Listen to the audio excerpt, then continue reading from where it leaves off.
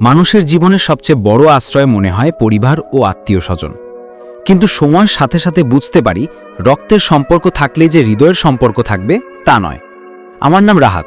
ছোটবেলায় আমি বিশ্বাস করতাম আমাদের আত্মীয়রা আমাদের সুখ দুঃখের সাথে। আমার বাবা সবসময় বলতেন, পরের ওপর ভরসা রাখিস না, আত্মীয়রা তো তোদের আপনজন। আমি তখন বুঝতাম না কেন বাবা বলতেন এই কথা কষ্টের সুরে। এখন বুঝি তিনি জানতেন রক্তের সম্পর্ক অনেক সময় সবচেয়ে গভীর ক্ষতও দিতে পারে। বাবা মারা গেলেন হঠাৎ হার্ট অ্যাটাকে। আমি তখন মাত্র কলেজে উঠেছি। মা অসহায় হয়ে পড়লেন। আশেপাশের আত্মীয় স্বজন সবাই শুরুতে খুব সহানুভূতিশীল ছিল। কেউ বলতো, আমরা তো আছি ভাবি। কেউ বলতো, রাহাত আমার ছেলের মতো। কিন্তু কয়েক মাসের মধ্যে সবার ব্যস্ততা যেন বেড়ে গেল। একসময় যারা প্রতিদিন ফোন করত তারা ধীরে ধীরে হারিয়ে গেল। বাবা রেখে যাওয়া ছোট্ট একটি দোকান ছিল, সেখান থেকেই সংসার চলত। কিন্তু অভিজ্ঞতা না থাকায় ব্যবসা টিকল না। তখন আমরা ভাবলাম আত্মীয়দের কারো কাছে সাহায্য চাইব। মায়ের এক চাচা খুব ধনী মানুষ, গ্রামের সবাই জানত তার 2টা বাড়ি আর শহরে বড় দোকান আছে। মা লজ্জা ভেঙে গেলেন তার কাছে। চাচা ঠান্ডা মুখে বললেন, দেখো ভাবি, আমি তো নিজেই ব্যবসার চাপ সামলাই না, তোমাদের এখন নিজের চেষ্টায় দাঁড়াতে হবে। তার সেই কথাটা আজও কানে বাজে, যেন তিনি বললেন, তোমাদের কষ্ট আমার দায় নয়। এরপর মায়ের আরেক বোনের কাছে গেলাম। তিনি প্রথমে বললেন, তোমাদের সাহায্য করব, কিন্তু পরে শর্ত জুড়ে দিলেন, রাহাতকে আমার জামাইয়ের দোকানে কাজ দিতে পারি, কিন্তু বেতন খুব বেশি হবে না, আর ওকে আমার কথাই চলতে হবে। আমি রাজি হয়েছিলাম, কারণ তখন টাকার প্রয়োজন ছিল। কিন্তু সেখানে কাজ করতে গিয়ে প্রতিদিন অপমানের পাহাড় সইতে হয়েছে।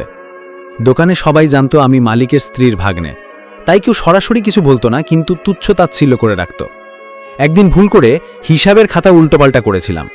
তখন মেজদা, মানে আমার খালুর ভাই, চেঁচিয়ে উঠল, এইসব গরিব আত্মীয়দের দোকানে রাখাই ভুল। সেই দিন বুঝলাম আত্মীয়তার মানে কখনো কখনো করুণার ভিক্ষা মাত্র।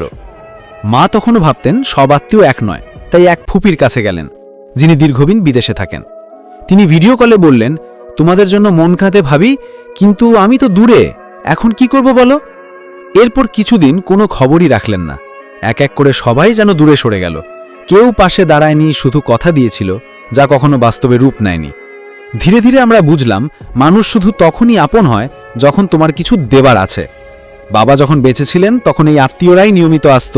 কেউ দোকান থেকে পণ্য নিত, কেউ ধার চাইত, কেউ মিষ্টি খেয়ে বলতো, ভাই তুমি আমাদের আশীর্বাদ। এখন কেউ ফিরে তাকায় না। এই কষ্টটা শুধু অভাবের নয়, এটা হৃদয়ের কষ্ট। একদিন মা কেঁদে কেঁদে বললেন, রাহাত, মানুষকে কখনো বেশি বিশ্বাস করবি না।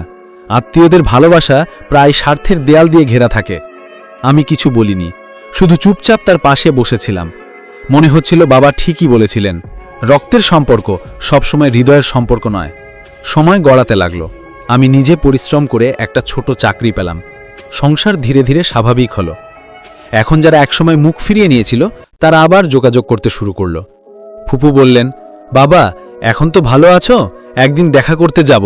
চাচা ফোনে বললেন, আমাদের তো তোমাদের নিয়ে গর্ব। শুনে হাসি পেল। যারা কষ্টের দিনে পাশে ছিল না তারা এখন গর্ব খুঁজে পায়। তবুও আমি কাউকে অপমান করিনি, প্রতিশোধও নিইনি, কারণ আমি শিখেছি মানুষের চরিত্র বিচার করার জন্য কষ্টের সময়টাই সবচেয়ে বড় পরীক্ষা। যে আত্মীয় কষ্টে পাশে থাকে সে সত্যি আপন, আর যে দূরে সরে যায় সে শুধু নামের আত্মীয়। আজ আমি মাকে নিয়ে ছোট একটা ভাড়া বাসায় থাকি। খুব বিলাসিতা নেই, কিন্তু শান্তি আছে। মাঝে মাঝে আত্মীয়রা আসে, ছবি তোলে, বলে, রাহাত তো এখন অনেক ভালো করছে। আমি শুধু হাসি দিই। মনে মনে বলি, তোমাদের জন্য কষ্ট পেয়েছি, কিন্তু কষ্টই আমাকে শক্ত করেছে। রাতে মা মাঝে মাঝে চুপচাপ বসে থাকেন। আমি জিজ্ঞেস করি, মা কি ভাবছো? তিনি বলেন, ভাবছি যদি তোর বাবা আজ বেঁচে থাকতো, দেখে কত কিছু বদলে গেছে। আমি জানি তার চোখে তখনও একটা কষ্ট লেগে থাকে। যে আত্মীয়রা একসময় ভালোবেসেছিল তারাই পরে দূরে সরে গেছে। কিন্তু আমি আর কষ্ট পাই না। আমি জানি জীবনের পথে আত্মীয় স্বজন সবাই পাশে থাকবে না, কেউ থাকবে, কেউ চলে যাবে। এটাই নিয়ম। আমরা শুধু তাদের মনে রাখব যারা আমাদের কাঁধে হাত রেখেছিল যখন পুরো পৃথিবী আমাদের দিকে আঙুল তুলেছিল।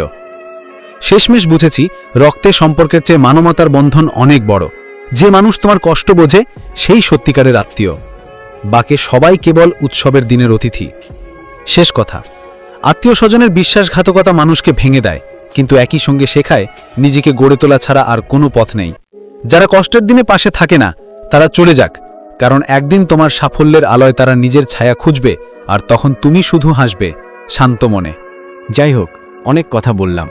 এরকম সুন্দর সুন্দর গল্প পেতে আমাদের চ্যানেলটি সাবস্ক্রাইব করে পাশে থাকুন এবং পরবর্তী ভিডিও কোন আত্মীয়ের উপর বানাবো অবশ্যই জানাবেন। ধন্যবাদ।